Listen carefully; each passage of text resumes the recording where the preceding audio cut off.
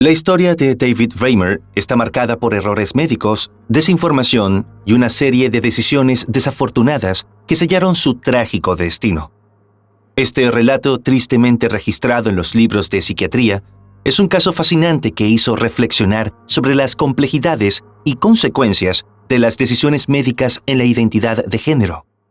Te invitamos a adentrarte en esta impactante historia. Yo soy Levi y hoy te traigo otra historia de la vida real. No te olvides antes de irte suscribirte y dejarme tu me gusta si te ha gustado nuestro trabajo. Sin nada más que decir, comencemos. La historia de David Reimer.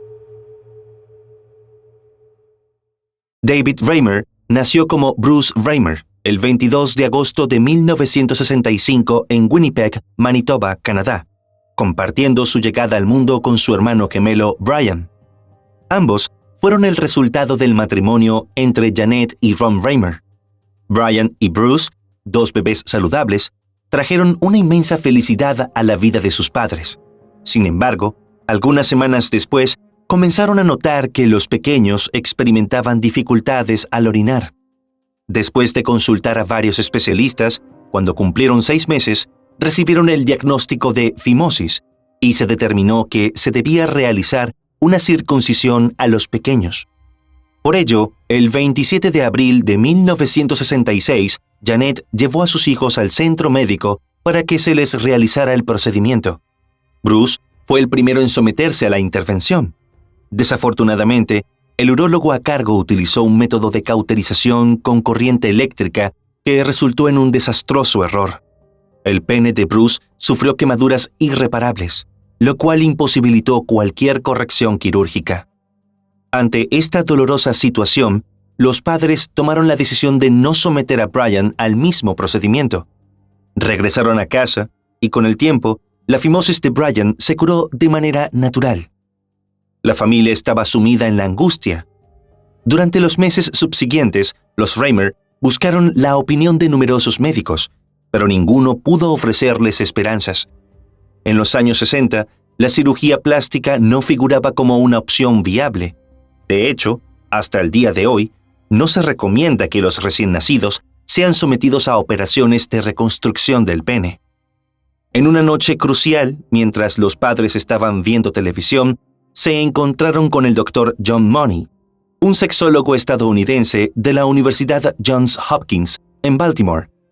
Este destacado profesional abogaba por la teoría de la neutralidad de género, postulando la existencia de una puerta de género que se extendía hasta los 2 años de edad.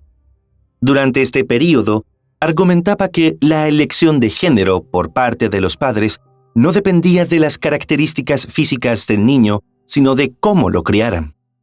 La profunda preocupación de los padres, temerosos de que su hijo no pudiera llevar una vida feliz y tener una sexualidad normal sin pene, los llevó a tomar la decisión de viajar a Baltimore para consultar al Dr. John, quien, tras conocer el caso, determinó que Bruce era el candidato ideal para poner a prueba su teoría. Se podría decir que John y los Reimer fueron, al mismo tiempo, una especie de respuesta a las plegarias del otro. El profesional había investigado a individuos conocidos en ese entonces como hermafroditas, actualmente denominados intersexuales, quienes presentaban características físicas tanto masculinas como femeninas. Dado que quirúrgicamente era más sencillo convertir a estas personas en mujeres, esta práctica se consideraba estándar en ese momento. Partiendo de esa premisa, logró persuadir a los padres de que la reasignación de género sería lo más beneficioso para su hijo. Así, a los 22 meses, Bruce fue renombrado como Brenda, y su familia comenzó a tratarlo como una niña. Se llevó a cabo una orquidectomía, extirpándole los testículos, y se creó una vulva rudimentaria. Además, tiempo después, Brenda se sometió a un tratamiento de estrógenos. El médico no solo se encargó de la cirugía, sino también brindó apoyo psicológico. Anualmente, continuó evaluando a Brenda junto a su hermano Brian para valorar los resultados de la operación y la reasignación. A los 5 años, John empezó a publicar el caso, refiriéndose a ella como Joan, John. Sus libros se convirtieron en un fenómeno mediático. Mientras tanto, en Canadá, la situación no era tan positiva para la familia Raymer. Brenda exhibía un comportamiento claramente masculino. Le gustaba correr, pelear y trepar, y detestaba jugar con muñecas.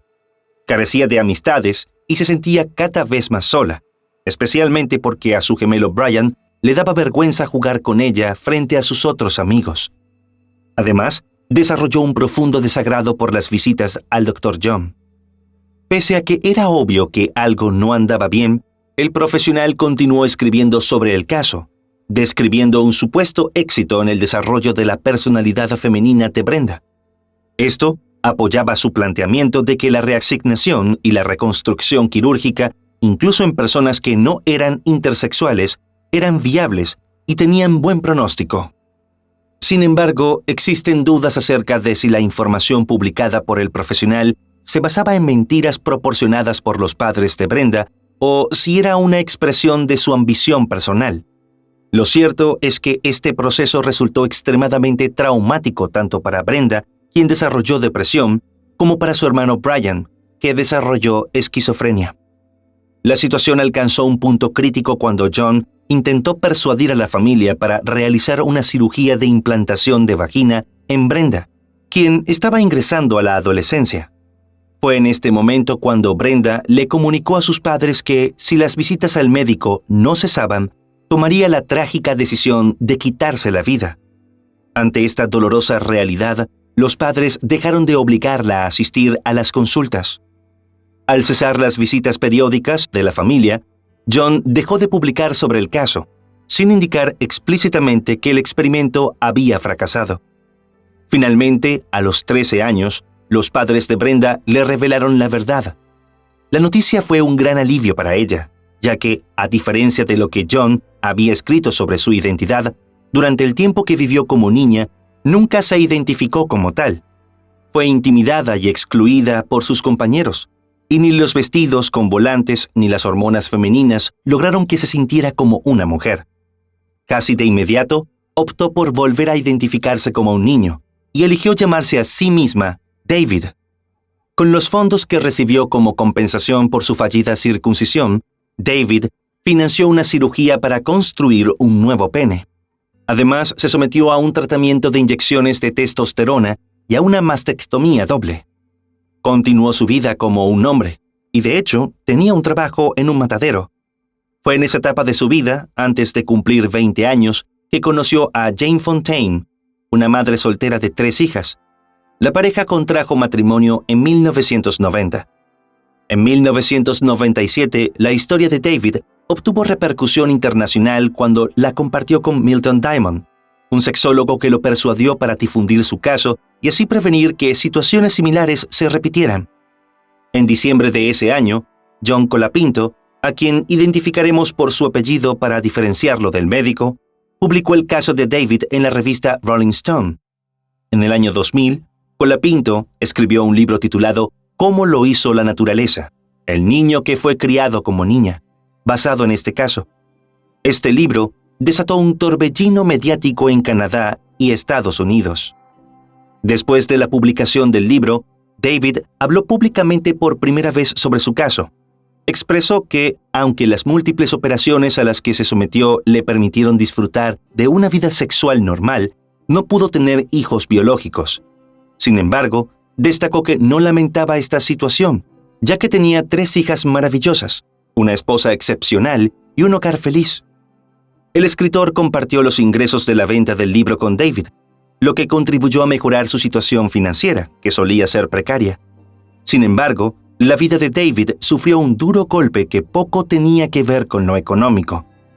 El 1 de julio de 2002, su hermano gemelo Brian, después de 2 matrimonios fallidos, falleció debido a una sobredosis de barbitúricos. Esta tragedia sumió a David y sus padres en un profundo dolor que los mantenía en una angustia diaria. Además, David, quien no logró completar su educación, se vio obligado a aceptar empleos mal remunerados. Poco tiempo después de la pérdida de Brian, fue despedido y estuvo desempleado durante 1 año. Aunque logró vender los derechos cinematográficos de su historia, perdió el dinero cuando un hombre de negocios huyó con su inversión. Abrumado por el dolor por la pérdida de su hermano, los reveses económicos, la relación de David con Jane comenzó a desmoronarse. Su esposa solicitó un breve período de separación, pero él lo interpretó de manera muy negativa. Volvió temporalmente a la casa de sus padres.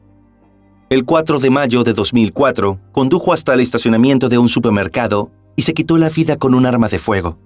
Tenía 38 años.